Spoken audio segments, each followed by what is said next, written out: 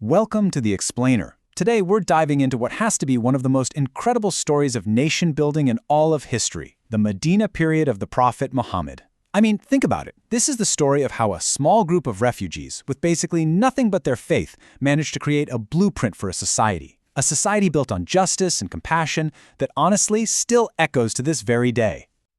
And, this question right here, this wasn't just some thought experiment. This was the reality, the actual situation for a small community of refugees just showing up in a new city. They had no army, no treasury, no government structure whatsoever. All they had was a really powerful idea. And the way they answered this question, well, it would literally change the course of history. All right, so how did they actually pull this off? Well, the first steps weren't about what you might expect, building armies or writing a bunch of laws. Nope. It was about something much deeper. It was about weaving a social fabric so strong it could handle anything thrown at it. And it all kicked off with a truly radical act of brotherhood. So get this, the very first thing the Prophet did when he got to Medina was something called muwaqa. He took every single migrant who came with him from Mecca and paired them up with a local from Medina, a helper. Now this wasn't just some nice welcome gesture, this was a fundamental rewiring of society itself. In one single move, boom, old tribal lines, class divisions, they were gone. He created one big, unified family.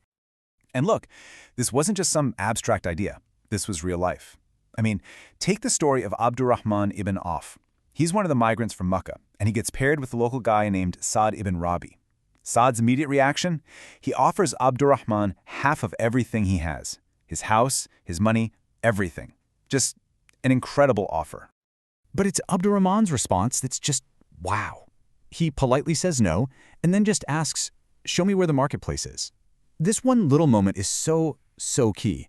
It establishes a core principle for this new community. It's not just about charity. It's about empowering people. It's about dignity and giving everyone the chance to be self-reliant. Okay, so with that social foundation in place, they needed a physical one, right? A heart for the community. So they immediately start building what would become the Prophet's Mosque.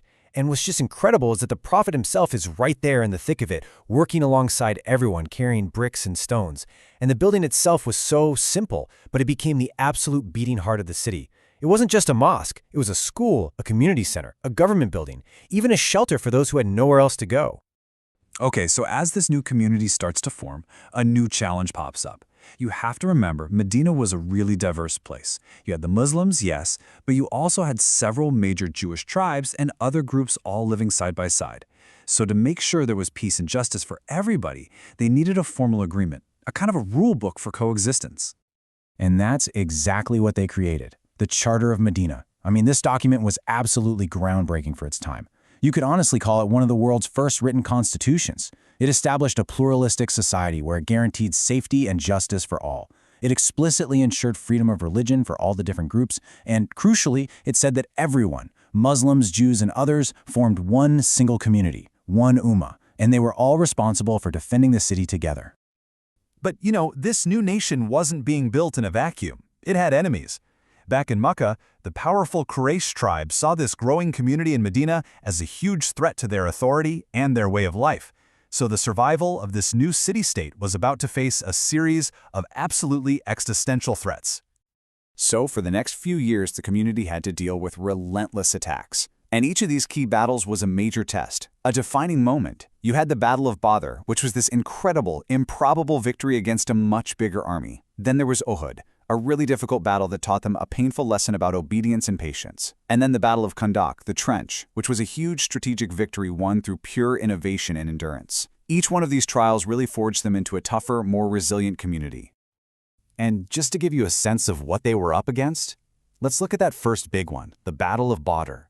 You've got just 313 Muslims, filled with faith, but not much else, going up against about 1,000 Quraysh soldiers from Makkah, who had way more weapons and armor.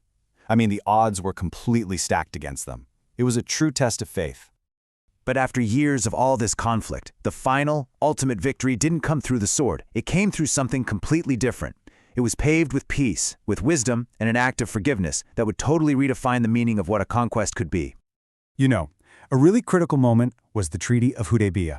Now, at the time, this peace treaty seemed like a major setback for the Muslims. The terms seemed really unfair.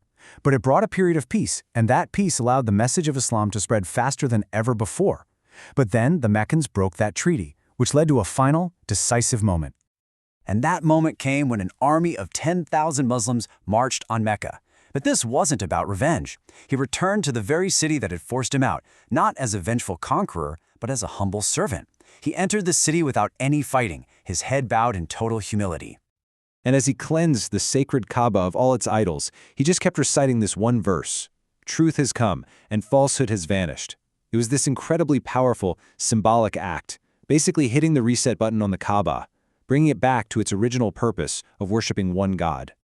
And then came the moment that absolutely stunned his former enemies. He gathered them all and simply said, "Go, you are free." Just like that, a general amnesty for the very people who had persecuted him and his followers for years. He replaced what could have been vengeance with an act of unparalleled forgiveness. Now, in the final year of his life, the prophet delivered a sermon that would really become the capstone of his entire mission. It's known as the farewell sermon, and it was a final message for all of humanity. I mean, during this farewell pilgrimage, you have this incredible image. Over 100,000 people, rich, poor, Arab, non-Arab, all standing together as equals. It was this powerful visual statement, a living example of the community he had built. And here's the absolute core of that message. An Arab has no superiority over a non-Arab, nor a non-Arab over an Arab, except by piety. I mean, what a radical declaration of human equality. He's saying the only thing that distinguishes one person from another is their character. That's it. Shortly after this, the prophet fell ill and passed away at the age of 63. But his passing wasn't an end.